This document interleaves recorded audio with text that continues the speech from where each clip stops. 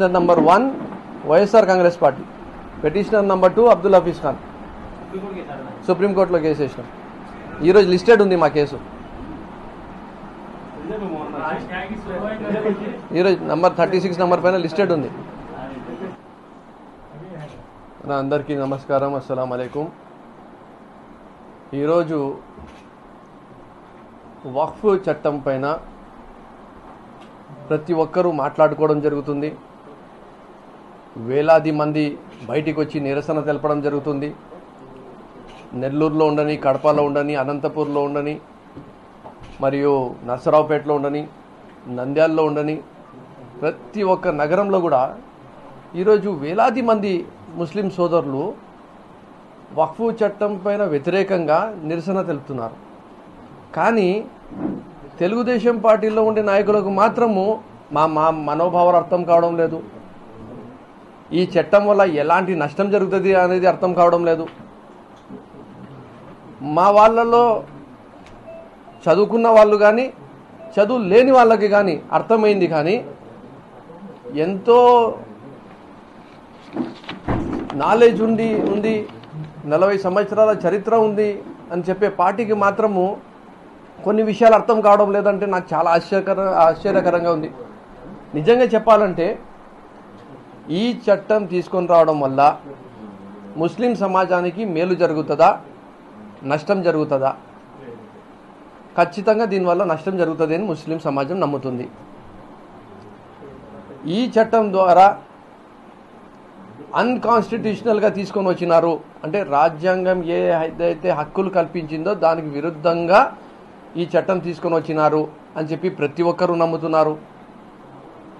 ఈ చట్టం వల్ల గత 500 సంవత్సరాల నుంచి మసీదులు ఉండని, ఖబ్రస్థాన్లు ఉండని, దర్గాలు ఉండని, ఈద్గాస్ ఉండని, ఆర్ఫనేజెస్ ఉండని, ఏవైతే అక్కడ నడుస్తున్నాయో వాళ్ళందరూ కూడా ఈరోజు 500 సంవత్సరాల క్రితం స్టార్ట్ అయినవి అన్ని ప్రాపర్టీస్ పేపర్లు ఇప్పుడు పోర్టల్లో ఎక్కాల్సిన పరిస్థితి ఉందా లేదా? మళ్ళీ 500 సంవత్సరాల క్రితం ఉండే పేపర్లు ఈరోజు లేకుంటే ఆ ప్రాపర్టీలు అన్యక్రాంతం అయ్యే పరిస్థితి ఉందా లేదా? వక్ఫ్ బై యూజర్ అనేది మీరు తీసేశారా, తీసేయలేదా? ఆ వక్ఫ్ బై యూజర్ని ఎవరు దానిని నిర్ధారిస్తారంటే ఆ హక్కు తీసుకొని పోయి మీరు కలెక్టర్ చేతిలో పెట్టినారా లేదా? అంటే వక్ఫ్ బోర్డుకి మీరు నిర్వీర్యం చేసినారా లేదా? మరి ఈరోజు చెప్పాలంటే దీని అన్నిటి వల్ల ముస్లిం సమాజం వెనుకబడిన సమాజం.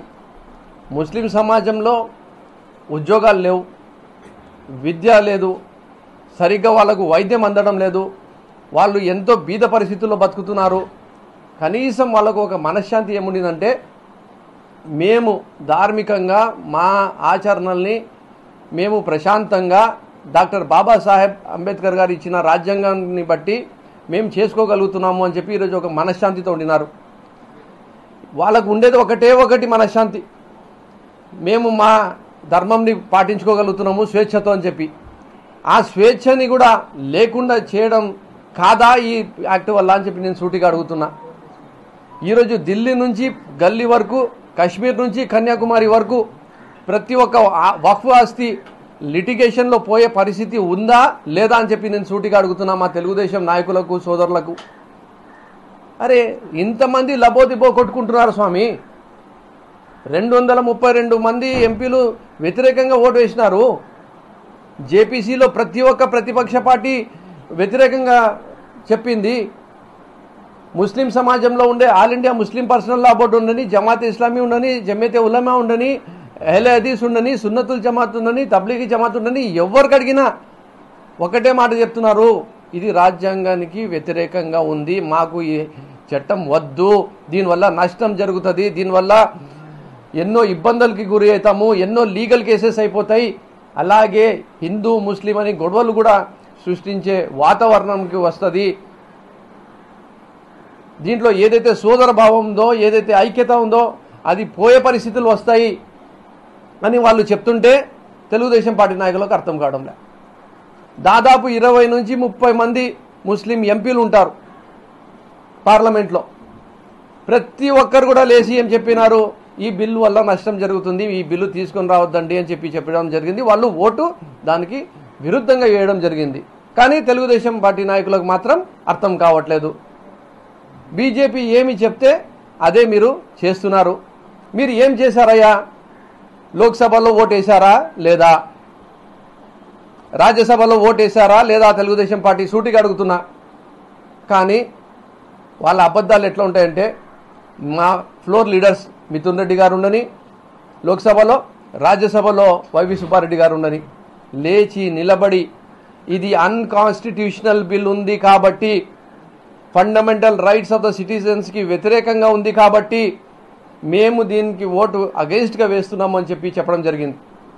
కానీ దుష్ప్రచారం ఎట్లా ఉంటుందంటే, తెలుగుదేశం పార్టీది ఓటు వేసింది వాళ్ళు, ఈరోజు ఎన్డీఏ కూటమిలో ఉండేది వాళ్ళు, ఈరోజు బీజేపీ పాలసీస్కి సహకరిస్తున్నది వాళ్ళు, ఈరోజు కేంద్రంలో ప్రభుత్వం నిలబడింది అంటే అది తెలుగుదేశం పార్టీ వల్ల అనేది అందరికీ తెలిసిన విషయమే.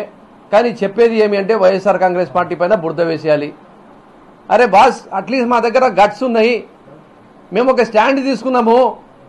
ఎస్, మేము ముస్లిం సమాజానికి అన్కాన్స్టిట్యూషనల్ బిల్లు ఉంది, వాళ్ళ ఫండమెంటల్ రైట్స్ని వాళ్ళు అనగదొక్కే విధంగా ఇది ఉంది కాబట్టి మేము వాళ్ళని సపోర్ట్ చేస్తున్నామని చెప్పి ఎస్ మేము ఒక స్టాండ్ తీసుకున్నాము. ఒక్క స్టాండ్ మీరు క్లారిటీగా తీసుకోండి.